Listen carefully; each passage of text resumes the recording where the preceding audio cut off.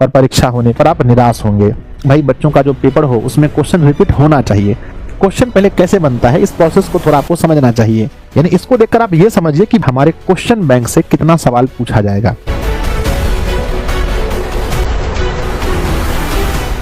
नमस्ते प्यारे बच्चों, कुछ ऐसे टॉपिक्स होते हैं जिसके बारे में बच्चे रोज मुझे कमेंट करते हैं, सुबह से लेकर शाम तक हर क्लास में पूछते हैं, ना चाहते हुए भी कुछ ऐसे टॉपिक्स पर जिस पर बोलना ही पड़ता है। और बहुत बार मैंने इस टॉपिक पर बोला भी है, पर बच्चे भूल जाते हैं, उस वीडियो तक नहीं पहुंच पाते हैं। तो कोई बात नहीं, चलिए एक बार हम फिर से आप लोग को बता देना चाहते हैं। और इसमें कोई रॉकेट साइंस नहीं है कि बच्चों सिर्फ मुझे ही पता है, आप लोग भी थोड़ा सा मेहनत करेंगे, डाटा कलेक्ट करेंगे तो आपको भी ये चीज पता चल जाएगा। सवाल ये है, क्योंकि हमारा पेपर बहुत करीब है, ऐसी स्थिति में कुछ बच्चे ऐसे हैं जो 100% क्वेश्चन बैंक पर डिपेंड है, कुछ बच्चे ऐसे हैं जो क्वेश्चन बैंक को महत्व दे ही नहीं रहे हैं, कुछ बच्चे ऐसे हैं जो बैलेंस बनाकर चल रहे हैं उनके मन में। पर इन तीनों टाइप के बच्चों के मन में एक चीज चलता है कि हमारे क्वेश्चन बैंक से कितना सवाल पूछा जाएगा। अगर क्वेश्चन बैंक से कम पूछा गया तो मेरा क्या होगा, ज्यादा पूछ लिया गया तो क्या होगा, और नहीं पूछा गया तो क्या होगा। तो बच्चों चलिए हम इस वीडियो की शुरुआत करते हैं और आपको बताते हैं हर पॉइंट पर। वीडियो आपको अच्छा लगे तो एक बार जरूर सब लोग कमेंट बॉक्स में लिखना, और चैनल पर पहली बार आए हो तो सब्सक्राइब भी कर लेना, अपने दोस्तों को शेयर करना, और कोई टॉपिक मन में हो तो वो भी कमेंट करना।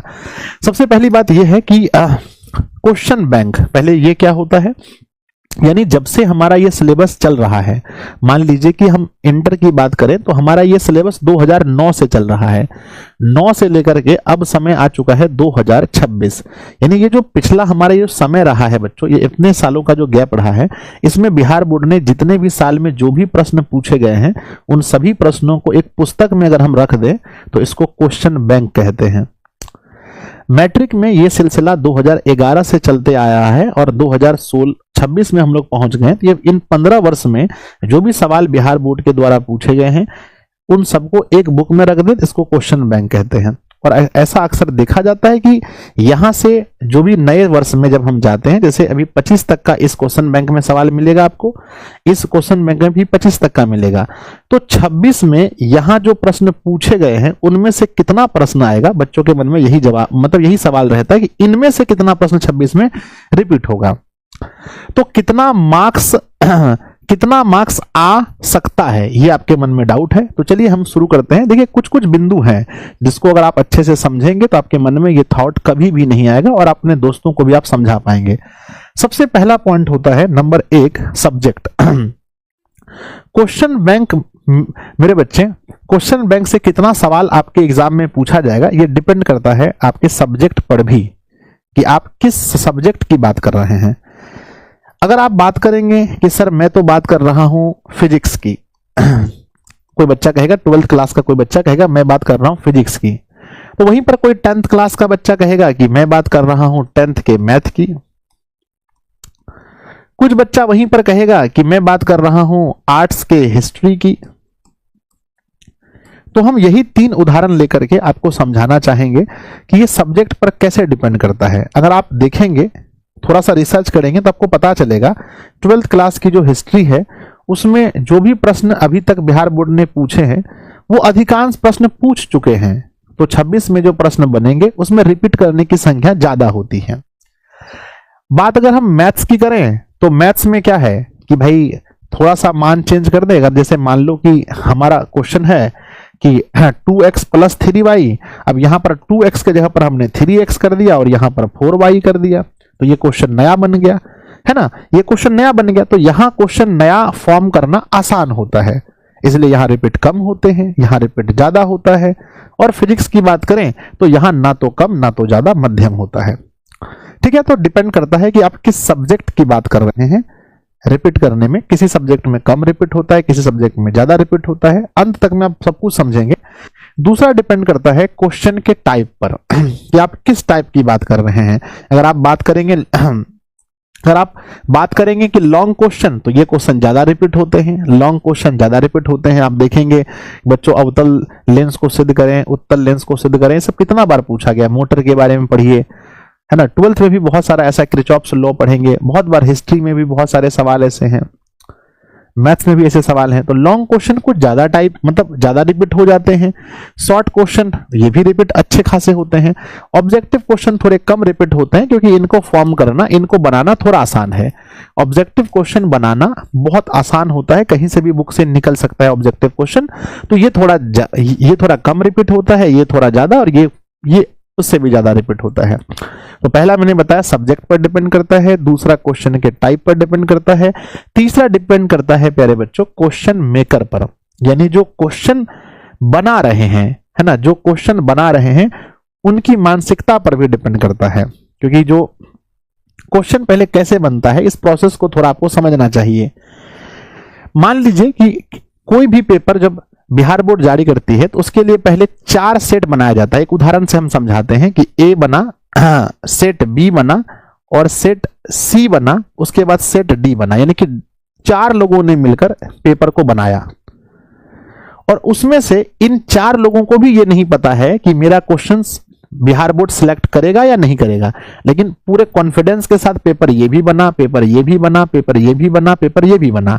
उसमें से बिहार बोर्ड बिना किसी को बताए मान लो कि बी वाले का पेपर उठा लिया गया, बी वाले का पेपर उठा करके फिर उसको 10 सेट में बांट दिया, A B C D E F G H. लेकिन हाँ याद रखना कि यही क्वेश्चन इसमें बांटा जाता है। इनका क्वेश्चन एक भी नहीं आया, इनका क्वेश्चन नहीं आया, इनका क्वेश्चन एक भी नहीं आया। तो यहां पर आप देखेंगे 4 अलग अलग मानसिकता के लोगों ने क्वेश्चन को सेट किया है। अब उसमें अगर बोर्ड के द्वारा यह इंस्ट्रक्शन दिया जाए कि हमें 30% क्वेश्चन रिपीट करवाने हैं तो ठीक है, 40% रिपीट करवाने हैं तो ठीक है। अगर बोर्ड के द्वारा कोई भी इंस्ट्रक्शन नहीं दिया गया तो ये टोटली डिपेंड करता है इस व्यक्ति की मानसिकता पर, कि जो बी नंबर का व्यक्ति है, कि भाई क्वेश्चन कैसा हो। जैसे मान लीजिए मैं और एक कोई व्यक्ति है, दोनों अलग अलग विचार के हैं। मेरा मानना है कि भाई बच्चों का जो पेपर हो उसमें क्वेश्चन रिपीट होना चाहिए। कोई दूसरा व्यक्ति है, उनकी मानसिकता है रिपीट नहीं होना चाहिए। तब हम दोनों का जब पेपर बनेगा तो दोनों में बहुत अंतर देखने को मिलेगा। तो बच्चों ये कोई पत्थर का लकीर नहीं है, है ना, ये कोई रामबाण नहीं है कि छूटेगा तो लगेगा ही, ऐसा नहीं है। ये डिपेंड करता है कि जो व्यक्ति क्वेश्चन बना रहा है उनकी सोच क्या है, परीक्षा को वो किस दृष्टि से देखते हैं, बच्चों को किस दृष्टि से देखते हैं, इस पर भी डिपेंड करता है बच्चों। तो पहला मैंने क्या बोला कि क्वेश्चन बैंक कितना पूछा जाएगा, ये सब्जेक्ट पर भी डिपेंड करता है कि आप किस सब्जेक्ट की बात कर रहे हैं। दूसरा क्वेश्चन के टाइप पर डिपेंड करता है, आप लॉन्ग शॉर्ट ऑब्जेक्टिव की बात करते हैं। तीसरा बच्चों क्वेश्चन जो बना रहा है उनकी मानसिकता पर डिपेंड करता है। अगर उन्हें इंस्ट्रक्शन ना दिया जाए तो, अगर बोर्ड के द्वारा बोला जाए भाई आप कोई भी क्वेश्चन बनाओ 30% तो आपको रिपीट करवाने ही हैं, तो यहां तो भाई मजबूरी है तो रिपीट होगा ही। अब इसके बारे में किसी को नहीं पता है, यह ना तो मुझे पता है कि भाई बोर्ड इंस्ट्रक्शन देते हैं या नहीं देते हैं, ना आपको पता है और ना किसी को होगा, मुझे इतना तो पता है बच्चों। आगे बढ़ते हैं, चौथा है कि निष्कर्ष पर बात कीजिए। सर सही सीधा मुद्दा पर बात कीजिए, क्या होता है। देखिए क्वेश्चन रिपीट करना 2 तरह से होता है बच्चों, समझिएगा। एक तो होता है हुबहू मैच करना, हुबहू। जैसे मान लो कि 2016 में एक प्रश्न पूछा गया था कि 1 + tan स्क्वायर थीटा बराबर है। इसके ऑप्शंस दिए गए थे, मान के चलो cos square theta, option B दिए गए थे sec square theta, option C गए थे, है ना, दिया गया था tan स्क्वायर थीटा, और ऑप्शन डी गया, है ना, दिया गया था cosec स्क्वायर थीटा। मान लीजिए कि एक ऐसा सवाल है जो 2016 में पूछा गया था। अब एक तो ये होगा कि ये एकदम हुबहू यहां से कॉपी किया गया, यहां से उठाया, कट किया और जाकर के पेस्ट कर दिया 2026 में, यानी 16 का सवाल 26 में पेस्ट हो गया। तो हम कहते हैं अरे ये, है ना, ये क्वेश्चन तो एकदम रिपीट हो गया, क्वेश्चन बैंक का है।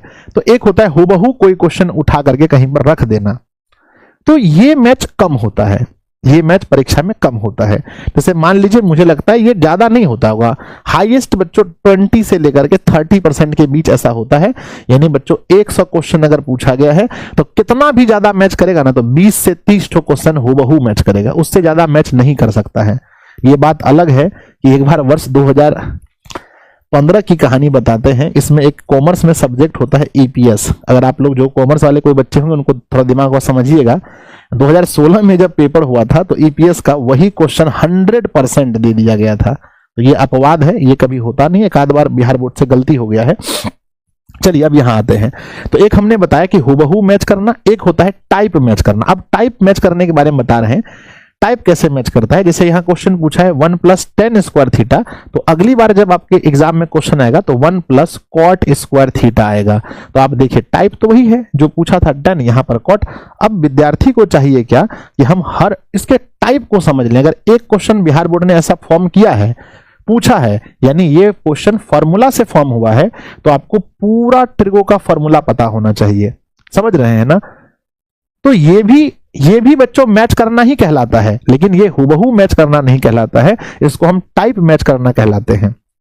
तो जो बच्चे इस आश्रय में बैठे हैं, इस उम्मीद में बैठे हैं कि भाई हमारा हुबहू मैच करेगा, हम आंख मूंद करके याद कर लेंगे कि 1 + tan square theta = sec square theta, 1 + tan square theta = sec square theta, 1 + tan square theta = sec square theta, तो ऐसे बच्चों को निराशा हाथ लगेगी और परीक्षा होने पर आप निराश होंगे।